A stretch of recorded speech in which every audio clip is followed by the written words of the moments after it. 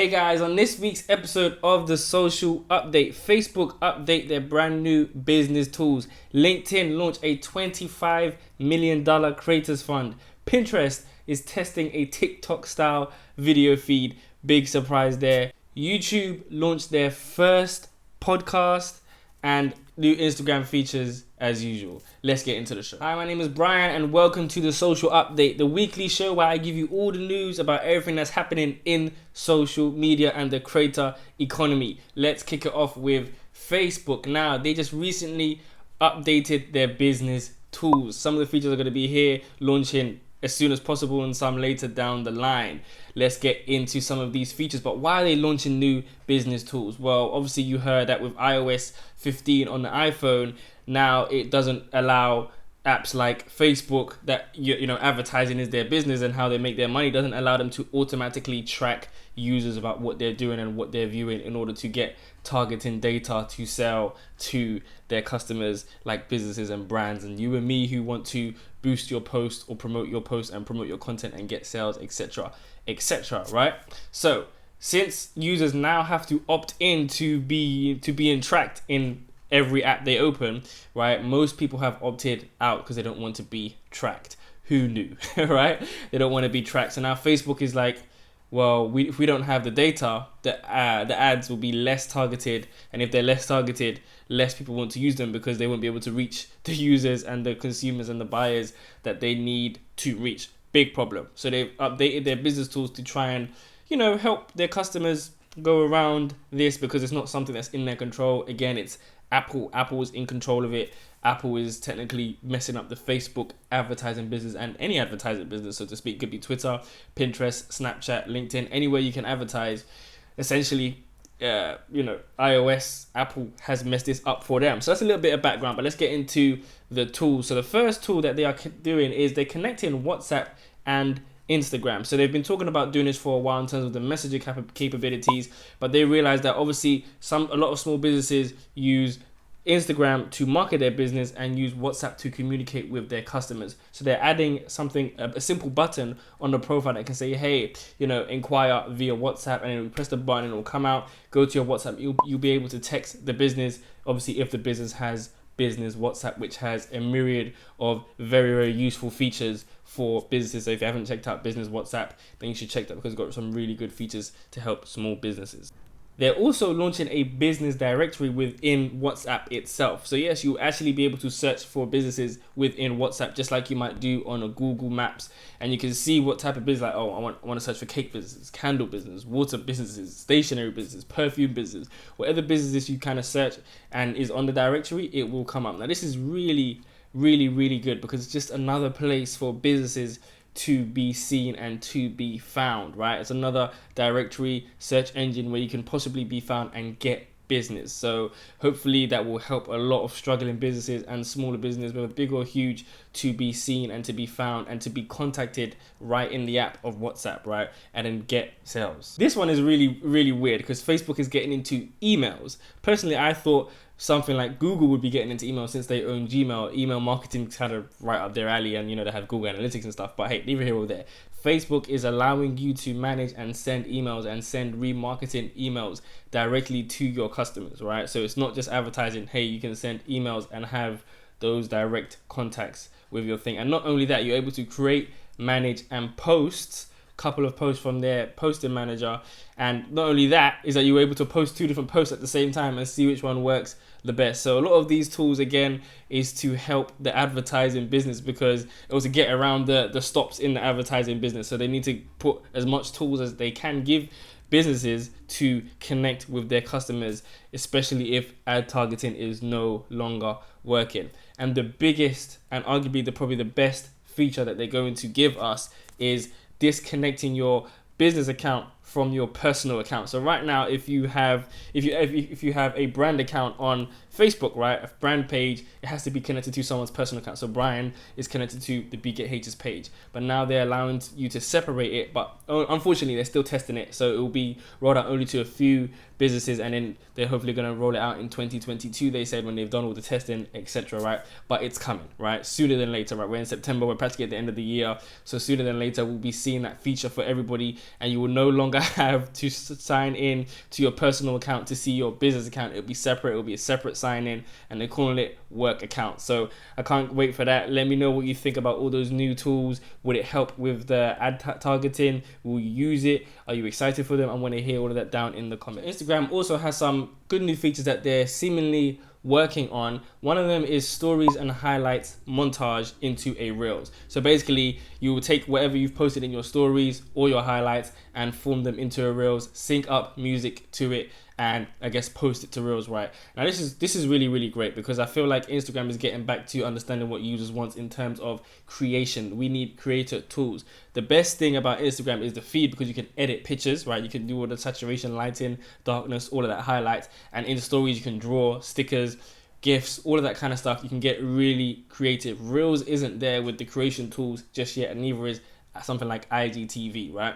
Live is pretty good because you can upload slides and all that kind of stuff, but Instagram needs to get back to giving us creative tools that we can have fun with and use to connect with our followers, and I think this is one of them, which is really good, really exciting. Don't forget to like and subscribe if you love this news and this social update and this weekly show. Please like and subscribe below, and of course leave a comment. They're also testing another feature for Instagram Live, which is something called practice lives. Now at first when I saw this, I thought this doesn't really make sense. If you want to practice a live, all you have to do is just open up your camera and talk like you're doing the live, and that's a practice live, right? You've got a camera on your phone, and then it said, oh, you can add others to it. So I'm thinking, I'm not sure if you can add maybe a small group to watch you and critique you, or if you can add co-hosts so that you can kind of practice all together. And I think it kind of makes sense if you're adding co-hosts and you want to kind of do a dry run through or practice all together like you're doing a conference, and maybe it's live and you want to see how it goes, make sure the timing is everything, then that feature is very useful. And also, you know that they're coming up with the fan club feature, which I spoke about a couple of weeks ago, which is subscriptions, right? And you will have exclusive lives, exclusive content behind a paywall, and one of those things is live. So maybe if you're putting on like a mini paid conference, right, that is going to be live, you can do a dry one with other people because you want to make sure it's really good, because again, people are going to be paying for it. So sounds like a good feature. Doesn't really sound like it's that needed, if I'm being honest with you, but let me know what you think about that feature down in the comments. The creator economy is probably the biggest buzzword of 2020 and 2021 so far. Every app is talking about it. Every app is getting into it. Every app is trying to help creators, influencers, personal brands, and just people posting on the platform to make money. LinkedIn is also one of them. They just announced a $25 million creators fund. Now it sounds like a lot of money. It's definitely a lot of money to me. I don't have 25 million of anything yet so far, but in comparison to what other platforms are doing, Facebook has pledged $1 billion, TikTok has pledged $1 billion, I think Clubhouse has pledged a couple million, Twitter, I don't think they've made any yet, neither has Pinterest, Instagram, nothing yet, but Instagram is with Facebook. But again, since TikTok is doing $1 billion, Facebook is doing $1 billion, 25 million is really shy, but nevertheless still a lot of money, and it's more of an incubator style thing. So with Facebook and TikTok, it's all based on views. You get loads of views, you get some money, right? And YouTube has $100 million fund specifically for shorts. If you get loads of views, you get some money. This is different. They're actually going to work with 100 US based creators, and they're going to give them £15,000 in an incubator style type of thing, where they're going to be working with them to help create better content, right? Now that is really good. I really like that, because it's not just saying, hey, if you know how to make your content, you will get views because you're good at making content, and the people that aren't good at making content, or necessarily just haven't really gotten there yet, they won't get it. This is like, hey, whether you're good at making content, as long as you've got something to say and it fits with the LinkedIn platform, and you want to build a community, you want to teach people, you want to connect with people, we will help you do that. We'll fund you and we will train you to do that. And I think that is so much better, because it's like an incubator style. So you have to have the idea, right? You have to want to do something, versus, hey, if you're good at it, you're good at it, you get the money, right? So I really like that. So it's less about how much money they're actually giving away, and how much, but more so how much help they're actually giving to people. Now this may seem odd for a platform like LinkedIn, because LinkedIn is for you to connect with your network, get a job, post jobs, hook up with people, build a community around professionalism, right? So you're thinking, where does the creator economy kind of fit with LinkedIn? Well, a couple months ago, they did launch a creator's profile, which allows you to not only go on there to seek professional help, but to say, hey, I'm a creator. Because when you think about it largely, right, social media, especially places like LinkedIn, has largely been status updates. Hey, this is what I'm doing. Hey, this is what's happened. This is what I'm going to do. This is what I'm thinking, right? Just what are you doing? But it's kind of now turned into a creators thing where people are creating content based on their craft, their skill, their job, and what they want to say, right? And it's become more. You're using video, we're using audio now. Everybody using one of these formats to create and post on places. So that is what essentially a creator is. And LinkedIn needs to update its platform to, come just not even compete, but just to bring itself up to relevancy in terms of what is happening in the world, right? And how people are using social media, using tools like Canva and graphics and all these kinds of stuff to post on these apps, right? And high quality video, right? Just like this one, to post on these platforms. So it's kind of saying, well, there is this thing called a creator. We would like to get in on it. We'd like to help some people on the platform, because inevitably there will be some creators on the platform, and this is our way of making ourselves relevant again. And I think it's really, really, really good for LinkedIn. So hopefully we'll get to see this incubator style program with 100 creators and see how they do that and how they help people. So I think that's really, really good. YouTube are launching their first podcast called The Upload, The Rise of the Creator Economy. It will be out every Wednesday. First episode is out this Wednesday, 22nd of October. And you can actually catch the podcast on YouTube, Spotify, Apple, Amazon, Google, anywhere that has a podcast, you'll be able to find this podcast called The Upload, The Rise of the Creator Economy. Now, why are they making a podcast? Why don't they just make a video series? It's YouTube, the biggest video platform in the world. Why does it make sense for them to make a podcast? Well, it makes complete sense, because if this is here to help creators, which is a program about helping creators, then they wanted to get as much reach as possible. If they just make it a video show, it's only on YouTube. If they make it a podcast, again, it's on Spotify, Apple Music, Google, Amazon, wherever you can watch or listen to it's even on Amazon Alexa, like you can play it, and through Google Play, anywhere there's a smart speaker, whatever, right? So anywhere where there's audio, can take audio format, you'll be able to hear it there. So it automatically has a wider audience. And I really, really like that, because that's really, really thoughtful. It's not just about, hey, come watch this on YouTube, because a lot of people do watch YouTube, but a lot of people also listen to podcasts, and there's other apps to discover podcasts, but YouTube is the best app to discover video, if you get what I mean. So there's that, and that really, really makes sense. And I really, really love it. So we'll just be having guests on YouTube, big YouTubers, up and coming YouTubers, talking about how they manage their business, how they create their videos, what it's like coming up, being a creator, what it was like for them, what did they do, how did they do it, how's it going, what's next, all of that. Really diving deep into the creators. And I really, really, really like this, because YouTube itself obviously has access to creators. They're like the OGs in the creator economy. Loads of people are making loads of money on YouTube, not just from the ads, but in various different ways on YouTube. So they are at the pinnacle, they're at the top of the creator economy, right? I would say, in terms of all these platforms.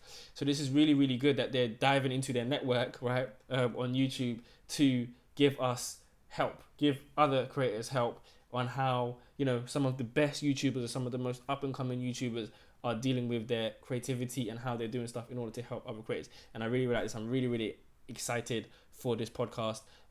So hopefully you'll be excited too. Let me know what you think down in the comments. YouTube also just released a blog post about how their recommendation system actually works. Now, what is a recommendation system? Put simply, that our recommendation system helps people find videos they want to watch that gives them value. Now, there is actually a lot packed in that little sentence. So when you post a video on YouTube or any platform, so to speak, right, but let's talk about YouTube for now, it doesn't work for you.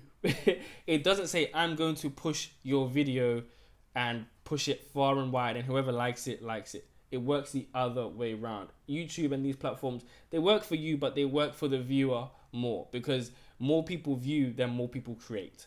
You get what I mean? So it's kind of like TV. More people are watching TV than there are more people that are on TV. So the TV production companies are working to get more viewers, not more people working in TV, if you get what I mean. And it's the same with YouTube. More people are viewing videos than they are creating videos. So how do we get people to watch more videos? That's why the metric watch time is very important, because how long are people watching your videos? How many hours are people watching your videos, basically, right? So that is what they're trying to get people to do. So they are trying to find the best videos for people to watch, right? They're not necessarily pushing your video to everyone. They're trying to push it to relatively rid of people to get much watch time. Now, how does their recommendation system work? The blog is pretty long, and I'm probably going to go through it in another video, so I'm not going to go through it here because we'll be here for 30 minutes, probably even 45 minutes or something like that. But essentially, it's clicks, watch time, dislike, likes, sharing, and surveys, and they mix all that up to see how well your video is doing and if they should push it to another certain audience and where it would take off. That's why most of the time on YouTube you see people, they'll have one video and it will connect with the audience, and then all of a sudden their subscribers will take off, their watch time takes off, and all of that. So YouTube is trying to find the correct audience for your video, but more importantly the other way around, trying to show the best videos per person. If you're on YouTube, like I watch YouTube quite a lot, you will see that if you watch certain videos, it will start suggesting other certain videos that you like, that other people have watched. You know, they've watched the same video as you, but they've watched another video, so you might like it as well. It's very complex. Obviously they didn't tell us all the ins and outs because, well, they do that, but they told us quite a lot in that blog post. So I'll leave the link down in the bio if you do want to check out that blog post. But it's very, very useful information to have and to know, especially if you want to make it on YouTube. Pinterest's turn to copy TikTok, and there is simply no surprise there. They've been seen to be working on a vertical video feed, right? They recently had idea pins, which was used to be called story pins, but they released it and it was called idea pins, which is essentially stories on Pinterest. It's a really, really good creative feature where you can tag brands in it, tag businesses, tag products, etc., etc. Now they're working on a feed which has kind of two bits. It has browse and it has view. Now they're working on a feed that just looks like TikTok and Reels and Shorts and Spotlight. So everybody's copying TikTok. They've all got their versions now. And it has two sections, browse and watch, right? So you can have, I guess, I don't know what the browser part is. I haven't really got much information about that, but you can also just watch probably in a video style feed. Maybe could be story pins, maybe could be videos. We don't really have much information yet. They said they're just simply testing new features, so it might not even come out. They're just testing something. They could be testing it for 8 months, 6 months, 1 month. We don't really know yet, but it's just indicative of how powerful TikTok is and how much it has these apps on the rope. It's been the most downloaded app for nearly 2 years running, as in, like, out of all the social media apps, it's the most downloaded app. So TikTok is coming hard and fast. It's definitely big competition for these apps, and I guess they have to kind of compete with the format itself, and I think that's okay. But hopefully it's quite befitting for Pinterest, if I do say so myself. I don't really know if they will release it or not, but let me know what you think down in the comments. And that is it for this week's The Social Update. Please like, subscribe, and share with someone who would need this show. You have officially been updated. I will see you next week.